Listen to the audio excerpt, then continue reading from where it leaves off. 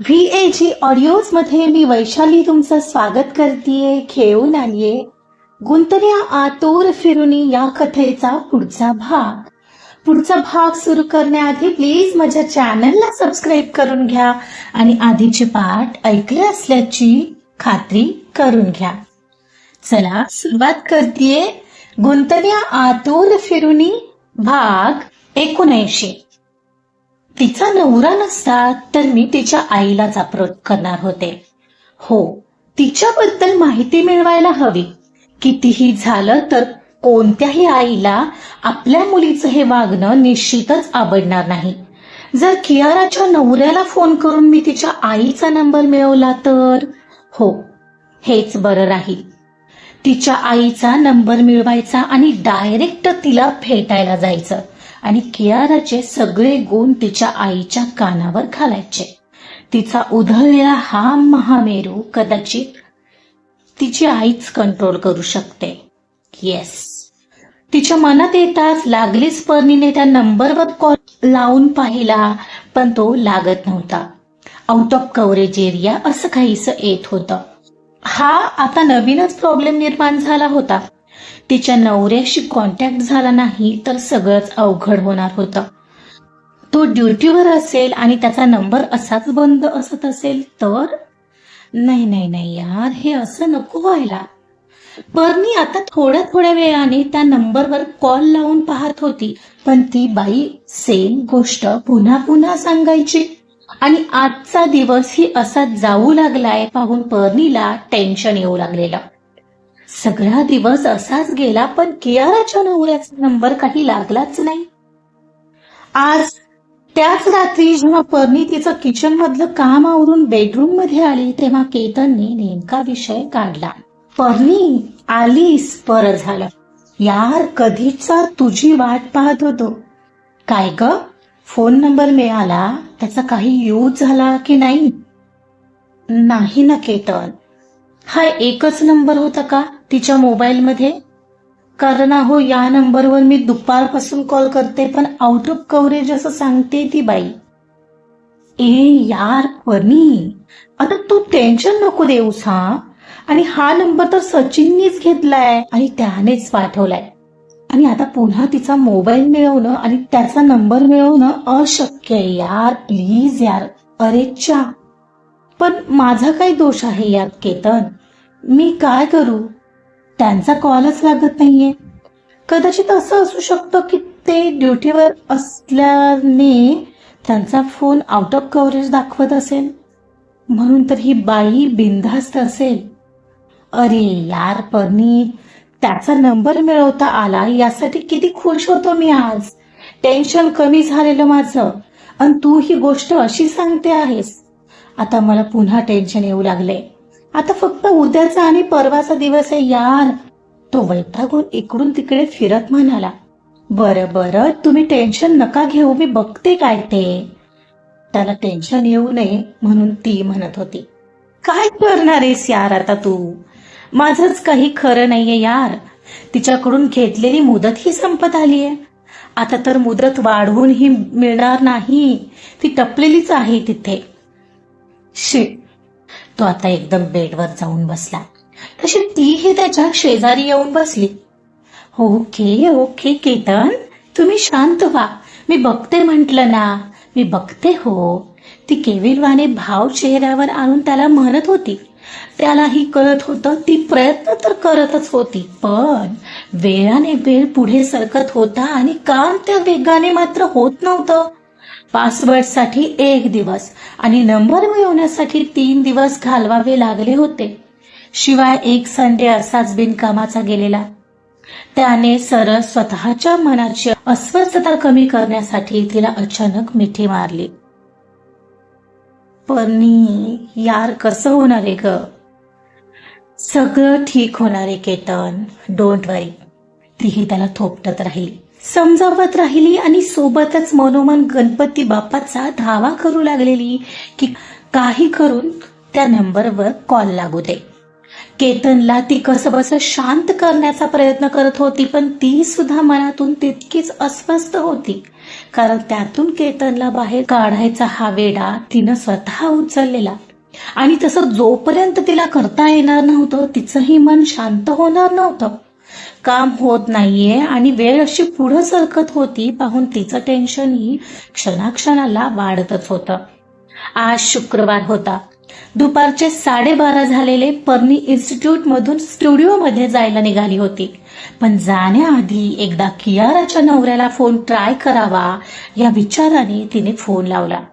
आणि काय आश्चर्य, त्याचा फोन कॉल घेण्यास उपलब्ध आहे असा मेसेज तिला आल्याचं दिसलं. मग मात्र तिनं इन्स्टिट्यूट मधून बाहेर पडत जवळपास असलेल्या पब्लिक बूथवर जाऊन त्याला पहिला कॉल लावला. रिंग जाऊ लागली होती आणि पर्णी आज काही करून तिच्या नवऱ्याकडून तिच्या आईचा नंबर मिळवणार होती. Hello, colonel Nishikant here. Call उचलला जातात समोरून धारदार आवाज आला. जीजू, मी समिधा बोलते, कसे आहात? कोण समिधा? मी ओळखतो का तुम्हाला? हो, मी समिधा, कियाराची मावस बहीण. तुमच्या लग्नात भेटणार होतो पण राहून गेलं. ओ, असं झालं का? पण मला फोन केला, माझ्याकडे काही काम आहे का? अहो मावशीचा नंबर माझ्या फोनमधून डिलीट झालाय. मला हवा होता. कियाराचा फोन लागत नाहीये ना, बहुतेक ती ऑफिसच्या मीटिंग मध्ये बिझी असेल. सो तुम्ही प्लीज द्याल का? कारण माझ्या आईची तब्येत खूप खराब आहे म्हणून म्हणाले. मावशीला कळवायचंय. ओहो, ओके, वेट, हा ते म्हणत तिला वेटवर ठेवून त्याने फोन नंबर काढला आणि तिला लगेच दिला. पर्णीने तो नोट डाऊन केला. थँक्यू हा जीजू. वेलकम. पण लकी गर्ल आहेस, म्हणजे लकीली लागलाय हा तुला कॉल.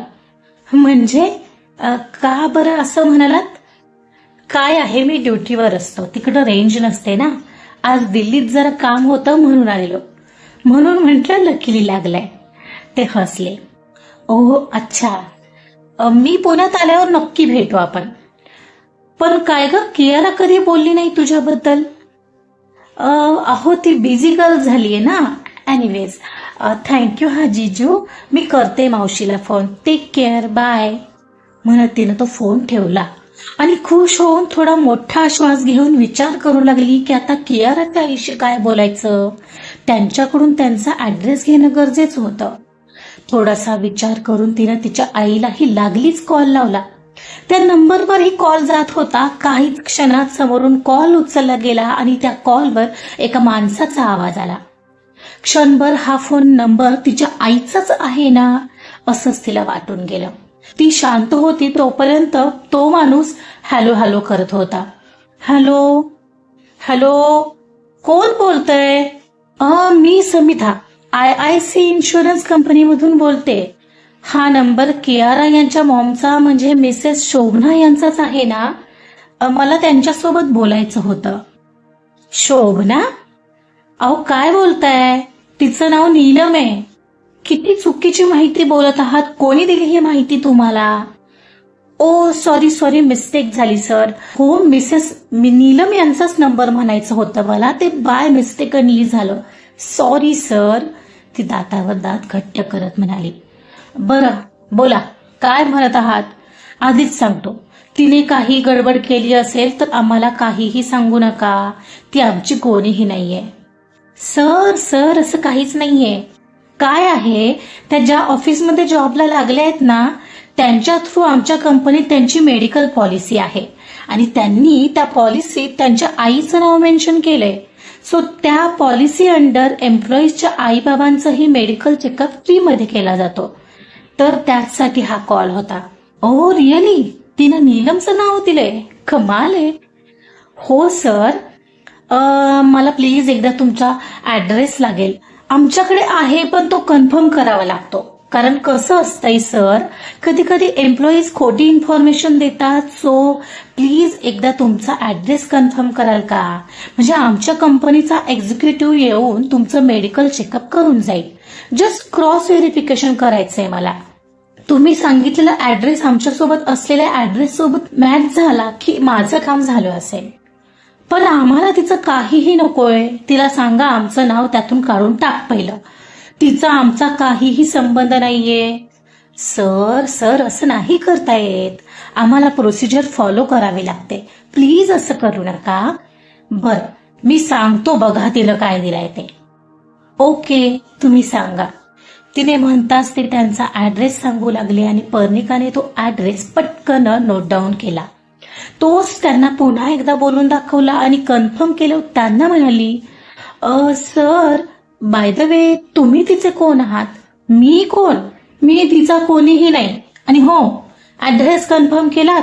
आता सगळे मेडिकल रिपोर्ट ओके आहेत असं सांगून द्या. इथं यायची काही गरज नाही. त्यांनी एकदम तो फोन कॉल कट केला. हे सगळं अगदी शॉकिंग होतं. बापरे, कोण होते हे? तिचे मामा का भाऊ? पण ते एवढे तिच्यावर चिडलेत की तिला घरातली मानायला तयार नाहीत. म्हणजे तिचे हे गुण तिच्या आईला आणि घरातल्यांनाही चांगलेच माहिती असणार. आता बस पर्णिकाला तिनं त्यांनी दिलेल्या ऍड्रेसवर जाण्यास अवकाश होता.